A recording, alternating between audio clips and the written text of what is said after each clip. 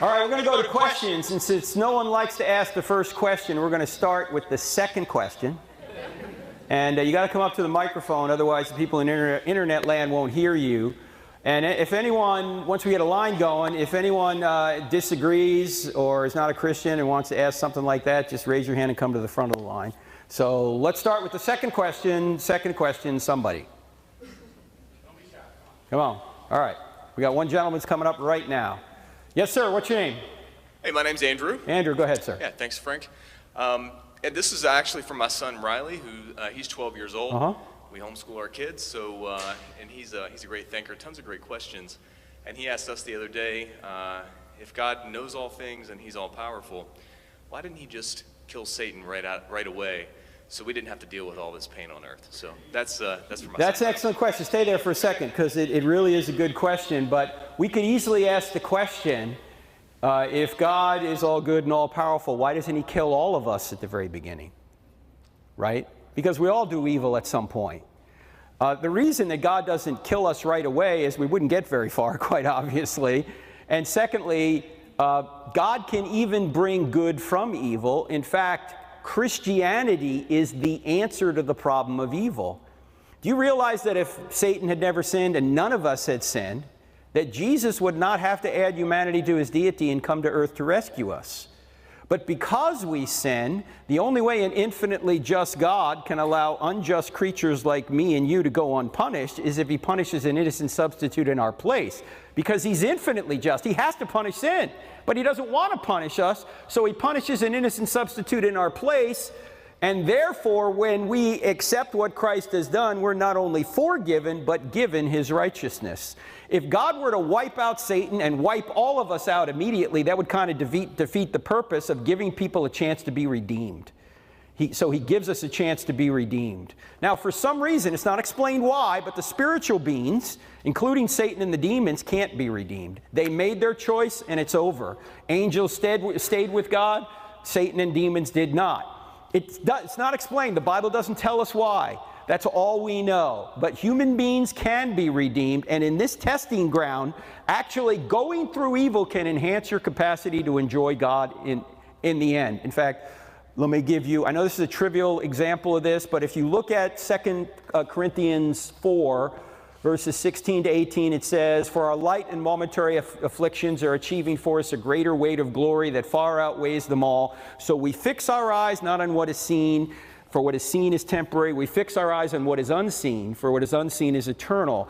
Translation, I think Paul is saying here that when you go through pain and suffering and difficulty, if you look at it right, then you're going to enhance your capacity to enjoy the reward, to enjoy God and enjoy heaven, because you've gone through the difficulty. And here's the trivial example I want to give. We talked football earlier. Jalen Hurts, who is the quarterback for the Eagles, was cut by Alabama. I mean, Nick Saban said, "I'm going with Tua.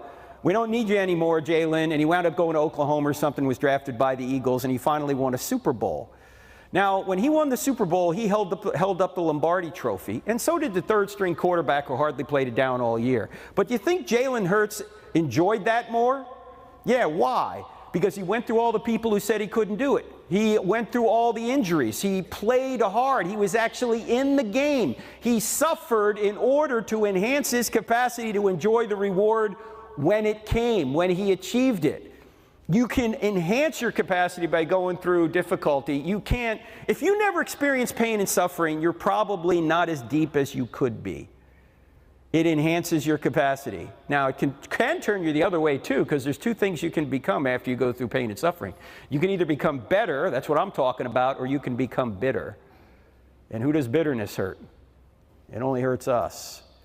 So God has, through this veil of tears, provide a way where he can redeem us, enhance our capacity, and then enjoy him and his creation forever.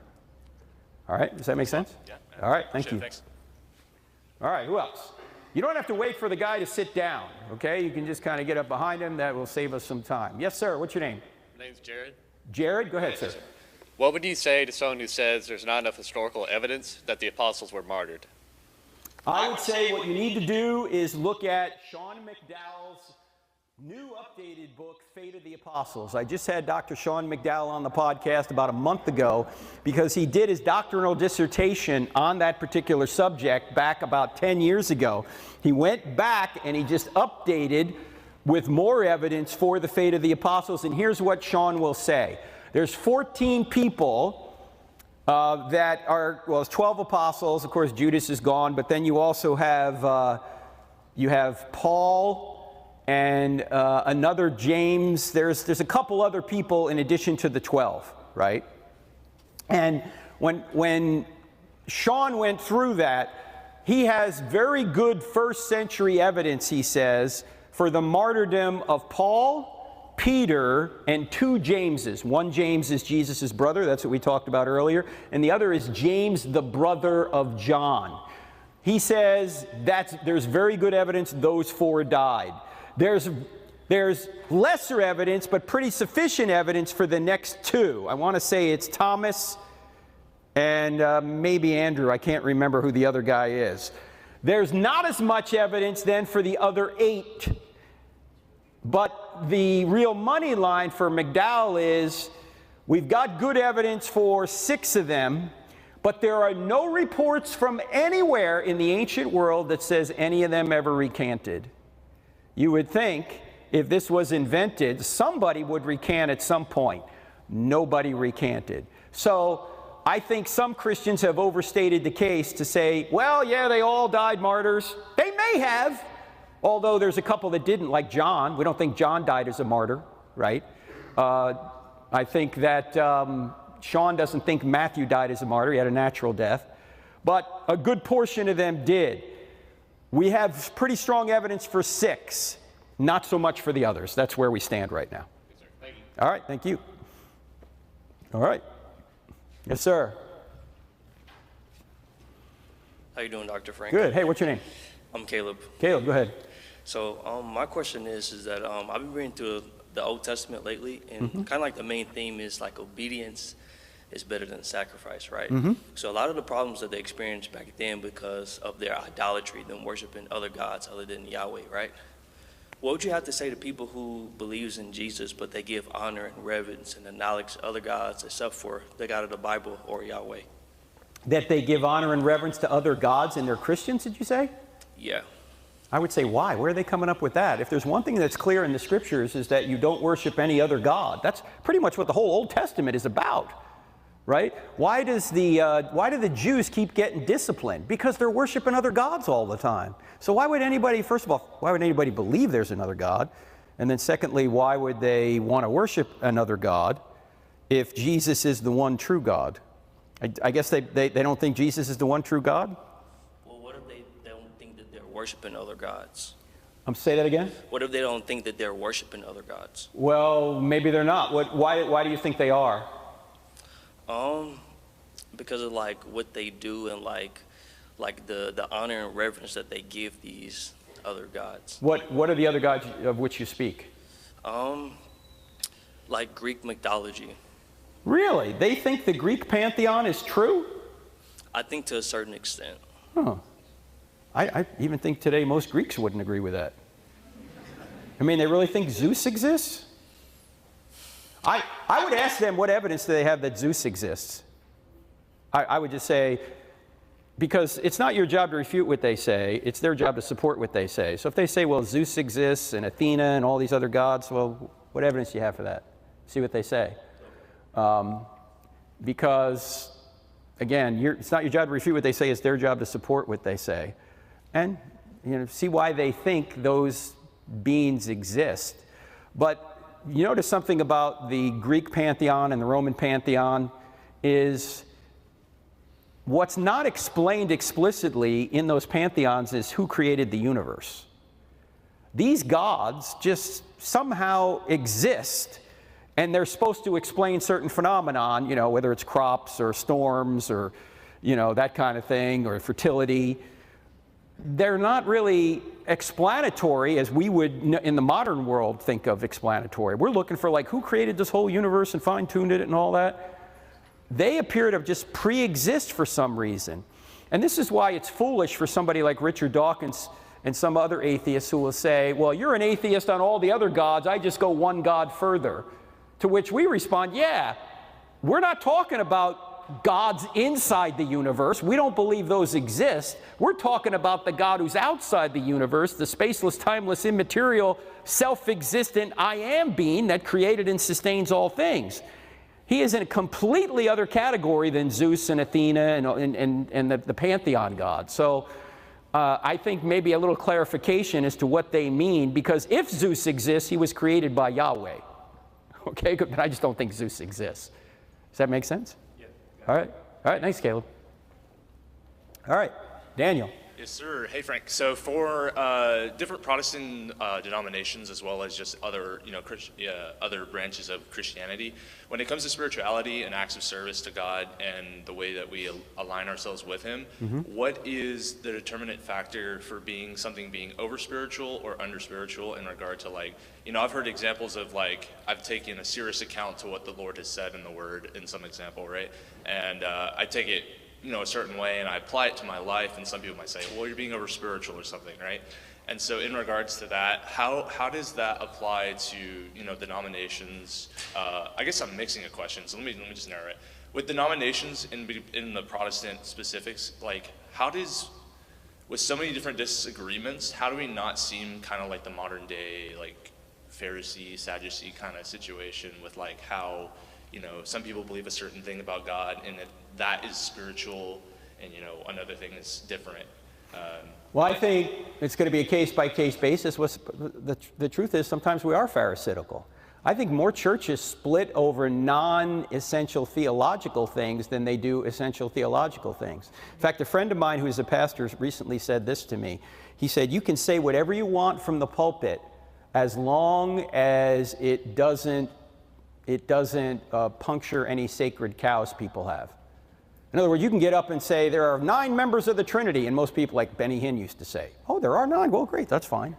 But if you start saying you can't sleep with so-and-so because God wants you to save yourself for marriage, oh, I got a problem with that, right? People are more concerned about how things affect them than knowing who the true God is, which should affect how they live. But theological heresy, people don't pick up on because they don't study for theological heresy. Many people go to church for just the community, and as soon as there's a conflict in their lives, they're going to throw Jesus under the bus in a heartbeat. And this is especially true on the sexual issues. In fact, my mentor, Dr. Norman Geisler, used to say this, that fraternity will almost always overcome theology. What did he mean by that? Well, he meant that if you're a parent and suddenly your kid comes home and says, hey, Mom, Dad, I'm LGBTQ or whatever, the parent is more tempted to throw away what God says about the issue in order to affirm their child, and now they support LGBTQ causes, for example, because they think they're helping their child by doing so. And it's all about love, right? What they never think of is that love doesn't mean approval necessarily. And every parent in here, by the way, knows this. In fact, how many parents do we have in here? All right, how many former children do we have? Okay, good, that's all of us. Hey, if your parents approved of everything you wanted to do when you were a teenager, would they have been loving? No, you can't approve of everything somebody wants to do if you're going to be a loving parent. You've got to stand in the way of evil, otherwise you're enabling people. Love does not mean approval. In fact, Paul says in 1 Corinthians 13, the passage that everybody reads at their wedding but nobody obeys. Love always protects. Love does not rejoice in wrongdoing. Love rejoices in the truth. Love always perseveres. It doesn't say love always agrees. No, if you're going to love people, you have to stand in the way. So people will throw God under the bus for the smallest little thing, and some of that creates denominations. We're the problem. The Word isn't the problem. We're the problem. In fact, I was just reading yesterday about this because I have a presentation on why there's so many denominations. I was just reviewing it. Do you realize that no matter what you're talking about, whether you're talking about the Constitution, whether you're talking about evolution, or whether you're talking about Christianity, you will have all sorts of different perspectives on each of those 3 categories. We can go on with other subjects, right? There are at least 8 different ways to view evolution today. and they disagree. This is a scientific issue, right? There's several different ways that people view Christianity. There's several different ways people view the Constitution, right? Despite what the clear language says. We're the problem. It's not the Bible's problem that people come to it and try and hobby horse on it or try and get it to say something it doesn't say. Yeah, so where I add with that is like how as like modern day apologists or just Christians in general, when we read the word and then we hear a denomination speak something that afflicts it or like seems controversial, how do we go about, you know, either assuring that we're in line with God when we have that judgment, and then how do we apply that in a healthy way to someone? Because obviously it's not a matter of we're determining their salvation. That's all in God's hand. That's right. It's rather about leading someone to, you know, a better view of how God intended. I meant maybe a way of saying it, but it's going to be a case-by-case basis, sure. but we major in the majors and minor in the minors. And Paul says in Romans 14, essentially, that there are disputable matters where we can agree to disagree over, and don't put your conviction on another person. Like the example he uses is wine and meat sacrificed to idols. If you think it's wrong to drink wine, fine, but don't put that particular burden or that particular rule on your brother, and vice versa. Those are disputable matters, but it's not disputable whether God exists. It's not disputable whether Jesus rose from the dead, right? It's not disputable whether or not Jesus is God. It's not disputable that we're saved by grace through faith. So those are the matters that we'll die on. We'll fight on a hill to die on, but the secondary and tertiary issues we won't. Does that make sense? Yes, sir. All right. Thanks, Daniel. All right. Yes, ma'am. Hi, what's your name? Ann. Hey, Ann, go ahead. Hey, I have a question. So, like, we were at Europe and visiting a lot of churches and chapels and stuff, and then I noticed, like, a lot of them worship Marys or saints, and I just want to know your thoughts on that. Like, is that, you know, is that a good thing? Is that a legitimate thing, or is it not? Or I think we're about out of time. Well, I'm going to annoy my Catholic friends now. I don't think Mary, well, let's be fair. Roman Catholics, if they understand their doctrine, don't worship Mary. They venerate Mary. And there's a difference between worship and what they call, I think, hyperdulia, okay? And so that's a technical way that they're venerating Mary because Mary is most blessed among women, right? And Protestants ought to consider Mary most blessed among women because that's what the text says, okay? The problem is when it gets to the pews, it's not understood by most Catholics that way. They pray to Mary. They venerate Mary. Some are even say Mary's a co-redemptrix, which of course is not biblical. Now all this goes back to really what is our source of authority. Protestants say our authority is the Scriptures. That's what sola scriptura means. It doesn't mean that we get all our information from the Scriptures. It means that the Scriptures are sufficient for faith and practice. And it means that we don't consider on par with the Scriptures popes, church councils, early church fathers, extra books in the Bible, those kind of things. Okay? So Protestants are going to say there's no reason to be venerating Mary according to the Scriptures. But when Catholics say, well, we got all these other traditions, we're going to venerate her anyway, it's really just an argument over authority. And the authority, the true authority for me is the Scriptures. That's why Paul says in 2 Timothy 3 that the purpose of the Scriptures is to make you wise unto salvation and to equip you to do good works. In other words, to get you saved and sanctified. It doesn't say that, you got to add anything else to that. So I think the Scriptures are the key. And I think, unfortunately, when people don't understand proper distinctions, people wind up venerating and even worshiping somebody who is a created being like Mary, and that's not something that the Scriptures want to do. Because we were at like the church, the Montserrat in Spain, and then they pray to Mary, and they believe that like she is good for like having babies or like healing and stuff. And coming from Asian background, it reminds me a lot of like the different temple and deity, like that they pray to. And I was like, oh, that's very different. It is. Back in 1998, I went to Medjugorje, which is where they say the Blessed Mother had appeared. That's in Croatia. And I asked one of the visionaries there who said she has seen the Blessed Mother. I asked her if the Blessed Mother had recommended she read a certain book. And I can't remember what the book was now. This is almost 30 years ago. And the missionary said yes, or the visionary said yes. The Blessed Mother told me to read this book. The problem is the Roman Catholic Church itself in the 1950s declared the book heresy. So I just wanted to see if it was true that this appearance did recommend a book that the Roman Catholic Church thinks is heresy. So there's a conflict there. All right. Thank you so much, Ann. Hey, what's your name? My name is Rahil, and say again? My name is Rahil Singh, and I come from a Hindu background. Yes, sir. And I'm a new believer, fairly new. And yay! So my question is very simple. Since I come from a Hindu background, it's very rich in its mythological stories and history dating back to like 3,000 years ago, and they believe that that is true historically, and their stories to be true. So where I'm getting with that is this: why Christianity? What makes Jesus the way to somebody who doesn't know him? Yes, great question. That's what we were trying to do here. We couldn't get all the way there because we don't have enough time, but the book, I Don't Have Enough Faith to Be an Atheist, goes into more detail that Jesus proved he was God. And if he did prove to be God by predicting and accomplishing his own resurrection from the dead, then if he is God, whatever he teaches is true. Jesus taught the entire Old Testament as the Word of God, and he promised the New Testament.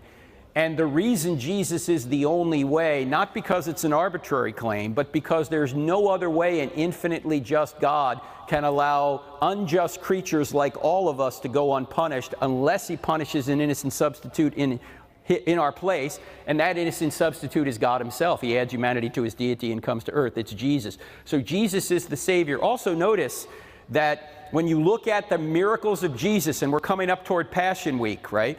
Jesus does miracles in 4 basic areas: sin, sickness, nature, and death. Why? Because those are the 4 problems that beset human beings. We sin, we get sick, nature can hurt us, and we die. Jesus' miracles are in those 4 categories because those are the problems that we need to be saved from. And so when he does miracles in those 4 categories, he's telling us that he can save us from those problems. He is the Savior. Nobody else can do that. All right? Thank you so much. Thank you. Hello? Hey, what's your name? My name is Alex. Alex, go ahead, sir. I have a question. So, why do most churches not talk about mental health problems, even though it's like mentioned a lot in the Bible? Why don't most churches talk about mental health problems? That's a delicate subject, I think, for many, and there's a lot of subjects that most churches don't talk about. You're right, that maybe they should. So I can't tell you why, other than maybe pastors feel they're not qualified to talk about it. However, I will say this: many bigger churches have counseling centers which can address that issue on a case-by-case basis. But we probably ought to talk more about issues like that, especially in our culture today, because mental illness is rising. And I think part of the reason is because we are completely stressed out by social media. In fact, Jonathan Haidt, who is not a Christian, teaches at NYU, I think he's a psychologist, wrote a book a couple of years ago called Anxious Generation. And he basically points out that this thing right here, particularly for kids, but also adults, is driving us to anxiety. And he said, I would never give this to any of my kids because it's making them anxious.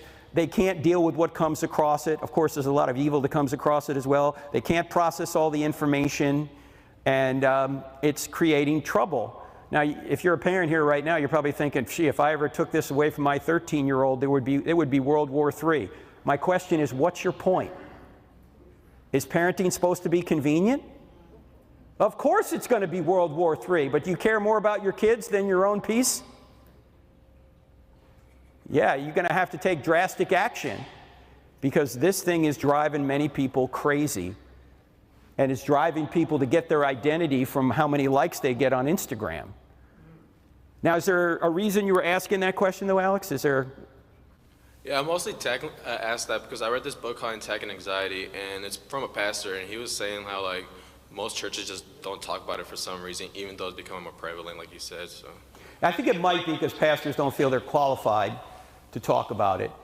But in a counseling situation, or if they recommend a certain counselor, that might be a more rigorous way to deal with it. Somebody who is trained in that area. All right? All right, thank you, Alex. Good question. Yes, sir, what's your name? My name is Isaac. Isaac, go ahead, sir. Okay, so I'm trying to think of how to word this really quick. How can we evangelize to people who are apathetic to religion in general, or even like, say, I know somebody who's a Muslim, and I want to evangelize to them, but they just seem really apathetic to Christianity, just like, oh, I'm Muslim, so I don't even care about this Jesus guy, more Muhammad's my guy. So how can we like evangelize to the people who are apathetic to like Christianity or just religion in general? It reminds me of a question that a student asked my mentor, Dr. Norman Geisler, when I went to seminary. The student said, Dr. Geisler, what's the greatest problem in America today? Is it ignorance or apathy? And he said, I don't know and I don't care. Look, if I had the answer to apathy, first of all, I would be a billionaire, because I could get people to do what I wanted, and then secondly, everyone would be saved. Apathy is the hardest thing to deal with, and sometimes there's not much you can do. In fact, let me give you some what you can do at the very least. Sometimes when I ask people, if Christianity were true, would you become a Christian? And they say no. I'll recommend, if you do that to somebody and they say no, or they hesitate or say no, I recommend 5 things. Number 1, you can pray. You should always pray. Number 2, you can ask a lot of questions. Ask questions for your Muslim friend. Why do you believe what you believe? Why do you think that's true? Why do you think Muhammad was a prophet? What evidence do you have for it? Just ask try and learn where the guy's coming from. What would happen if you decided Muhammad was not a prophet and Islam wasn't true? What would happen to you and your family? Oh, now you're hitting home, right? Just ask a lot of questions, okay? Number 3, plant seeds every now and then. Not too much, because they'll get annoyed with you, but plant seeds as to why, Islam isn't true and Christianity is. I'll give you a seed you can plant in a minute, but let me keep going with this. Number 4 is you can love them, which doesn't mean that you approve of everything they do, as we just mentioned. It means you seek what's best for them according to the will of God. And then number 5, you can wait. Why wait? Because sometimes people are only going to be interested when some impact event occurs in their life, normally a tragedy. Some people only look up when they're on their back. If you've done those 5 things and that person is hit with a tragedy, if they're open suddenly, your phone's going to ring and that person's going to be on the other end. When the student is ready, he will summon the teacher, but not before. So try those 5 things. What's a seed you can plant on Islam? I planted it when I was in Saudi Arabia and Egypt with some people, some Muslims who were over there. I asked one of our guides, I said, hey, can I ask you a question about the Quran? Yeah, sure. Why does the Quran in Surah 5, which is a chapter, verse 48, says, O ye people of the book are Christians and Jews, ye have no ground to stand on unless you stand on the law and the Gospels. In other words, the Quran is saying that Christians and Jews ought to obey their revelation, the Bible, the Old and the New Testaments. Why would the Quran tell us this when in the previous chapter, chapter 4, it says that Jesus never died, he was taken straight to heaven, so he couldn't have resurrected from the dead. So why is the Quran telling us to believe the Bible, which contradicts the Quran? This seems to be a dilemma. Why? Because if Christianity is true, the Quran is false and Islam is false because it's telling us that Jesus never died, and therefore couldn't have risen from the dead. If the Bible is false, Christianity's false, the Quran and Islam are still false. Why? Because they're telling us to obey a book that is false. Either way, the Quran is not the Word of God. So you just plant that seed. One of the guys I was talking to, I said, what do you do with this? He said, you obey most of it. That's what it means. Don't obey all the Bible, just most of it. Right? Now, that may not go anywhere in his heart, but maybe it will. Maybe it'll sprout. Maybe he'll start thinking, yeah, why does the Quran tell us to obey the Bible and then contradict the Bible? So try that.